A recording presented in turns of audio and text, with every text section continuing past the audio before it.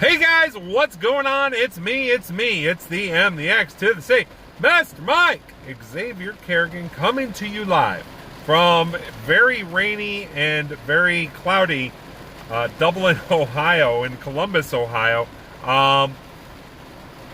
It's raining, and it is what it is, right? So, we've just been getting so much of it lately. I guess maybe in other parts of Ohio it's a little worse than it's been here in Columbus, but it almost feels like the last 3 days, 3 or 4 days, have really started to make up for what we've been missing out on. It's just, it's just water. We'll be fine. So, anyways, what is the reason for me doing this video today? Well, this is my very first video on YouTube, on this channel, I should say, because I've had other YouTube channels in the past, but this will be my very first one on this YouTube channel. And what is it for? It's basically to say, hey, this YouTube channel is for my candidacy for U.S. Congress in Ohio's 5th District. The 5th District, which is actually my hometown area, where I'm originally from. I'm originally born and raised in Bowling Green, Ohio, and I'm back in Ohio after having traveled around the world, after having lived in various parts of the United States, and with the climate of politics in America right now, I figured now is as good a time as any, and probably more important now than ever before, to finally get involved in politics. And I've received some criticisms as to why so high up? Why are you immediately going for U.S. Congress? Why not? More importantly, why not the regular person go for this kind of role? I've talked to friends on both the left and on the right, and they keep telling me the same thing. They're sick and tired of standard, typical career politicians in these positions of office, and they all say the same thing. They tell me, why not a normal person? Why isn't there a regular guy in there, a regular gal in there? And guess what happened in 2018? The Justice Democrats, brand new Congress, Alexandria Ocasio-Cortez, Pramila Jayapal, Rashida Tlaib, Ilhan Omar, and a bunch of others all of a sudden stepped up and said, I'm a regular person. Let me step up to the plate. And they did. They came, like, AOC is probably the number one best example of just a regular person stepping up and going all the way to the top. And I don't think it's so much about being at the top. It's, can you deliver the message? Do you have the integrity to stand there and go toe-to-toe with these career politicians, with these lobbyists, with these corporations, with the establishment that's out there? And like I said, both left and right, we all know this is going on. We all talk about it, but we don't do anything about it. I'm going to do something about it because I'm at my wit's end with the insanity that goes on Capitol Hill, and how much these politicians, they don't care about us. So it's time that we make our way up to Capitol Hill and do something about it. The number one reason, I actually have 5 reasons I'm running for office. The number one reason why I'm running for office, and yes, I occasionally do my fingernails. Get over it. I'll clean them off when I am out campaigning. So, anyways, the number one reason why I'm running for office, above and beyond everything else, is to combat climate change, because it is real.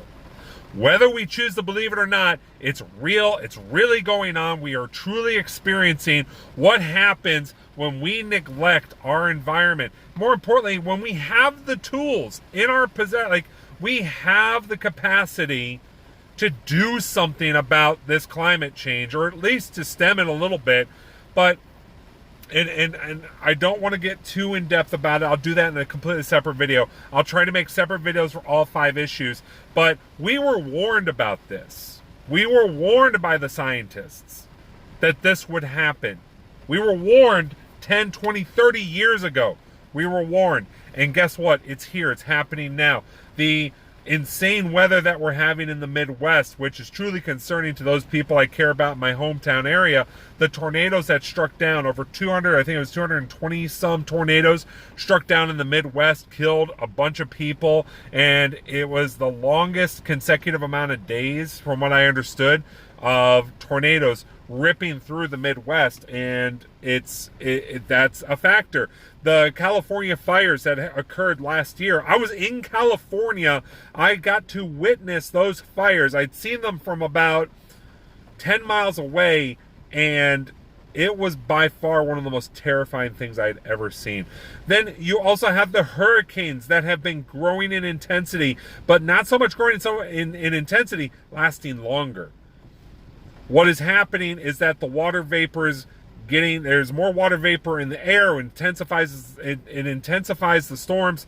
I'm not a scientist, but I read, I research, I study, I try to find out what's actually going on and make an informed decision, make informed points of view on what's going on in the world. And guess what? Climate change is going on. So that's number one. Number two, Medicare for all. We are the richest country in the world. We are the richest country in the world. Why is it so hard for us to take care of each other? Because guess what? When you start taking care of everybody, we all benefit. Because I do have those friends who are just like, I don't want to pay for somebody else's medical insurance. I'm healthy. I'm fine. Why would I want to pay for it? Well, do you understand the point of insurance? The whole point is that yes, you're healthy, you're well, but God forbid the day comes you're not. We all chip in together, and if we can all do it as a nation, that makes our bargaining power that much stronger. Especially with the insanity that's going on with the pharmaceutical companies and a lot of these insurance agencies. Have you ever tried to compete, and I have on a couple occasions, compete with an insurance agency who's looking for every excuse in the world to not cover you? And you sit there and you wonder to yourself, why did I get insurance to begin with when this is such a fight?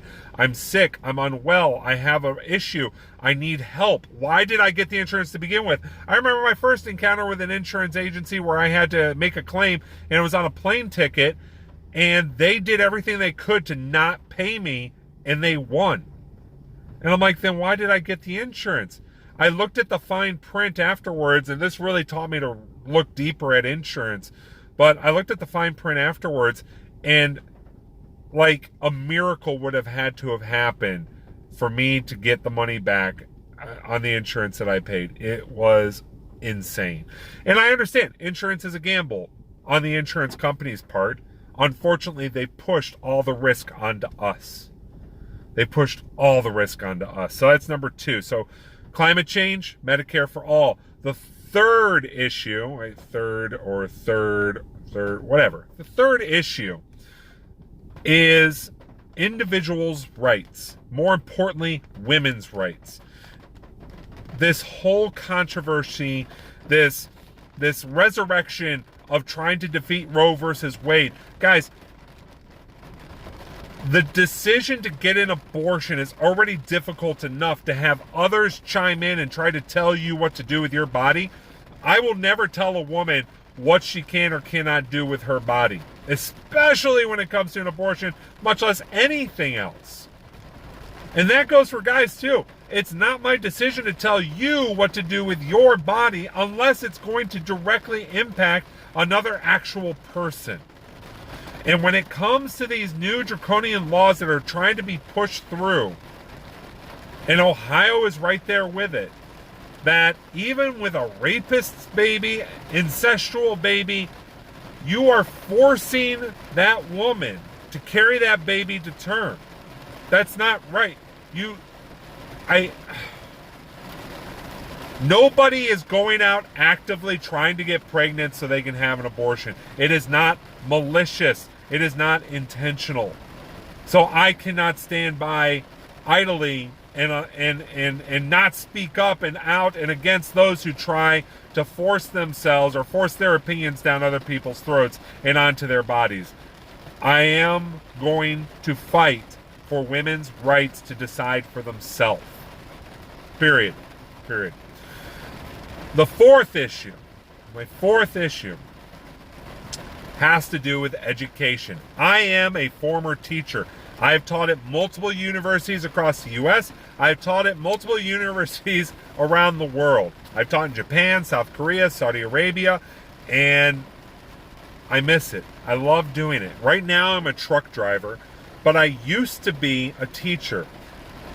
And unfortunately, I just could not make enough money to pay off my debts, student loan debt, which is kind of the point I'm about to get to. All right, let me get off of my personal issue and go right back to the primary issue. I do believe that education, especially the undergraduate level and all the trade schools, should be free for anybody who is willing to put in the work to do it.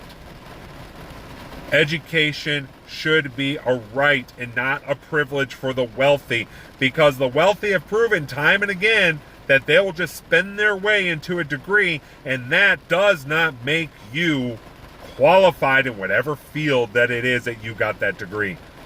We have so many people who are left to the wayside simply because they cannot afford the education, and these are people that could be helping all of us. Again, going right back to the Medicare for all. If we help others, ultimately it helps ourselves. And that was a big point. I didn't touch on Medicare, Medicare for all. If we help others be healthy, it helps us to be healthy. If we help other people get an education, we become better as a society. So I do believe in tuition-free universities at the undergraduate level, and I do believe in trade schools being free and available to those who wish to learn and study in the trades, because if you even take a moment to look, we are desperate for trade workers. We need those people badly. We all benefit from it. So finally, the fifth issue, because I got to wrap this video up. Wow, that person's got their brights on in the parking lot. Why do you have your brights on in the parking lot? So anyways, last issue, fifth issue, is get money out of politics. So much of this is surrounded by unlimited sums of money. All these problems are caused by people who are pouring money into making sure they stay rich, making sure that their policies are pushed through so they stay rich, making sure that their kin are taken care of so they stay rich. Guys, it's not a democracy if people just pay for everything to go their way. It's not a democracy. We need to get the democracy back. And my plan, my expectation on my run for U.S. Congress in Ohio's 5th District is to finally be another person alongside AOC, alongside Ilhan Omar, alongside Rashida Tlaib. All these new people that have come in. My goal is to increase that voice, our voice, the people's voice on Capitol Hill. Please join me, MXC2020. My website's coming up soon, MXC2020.com. Got the website, just need to get it all fired up. But other than that, hey, you know what? It's time. It's time for us in Ohio to jump into this fight. Let's do it together. I'll talk to you guys in another video. I'll see you again soon. I love you all. Bye-bye.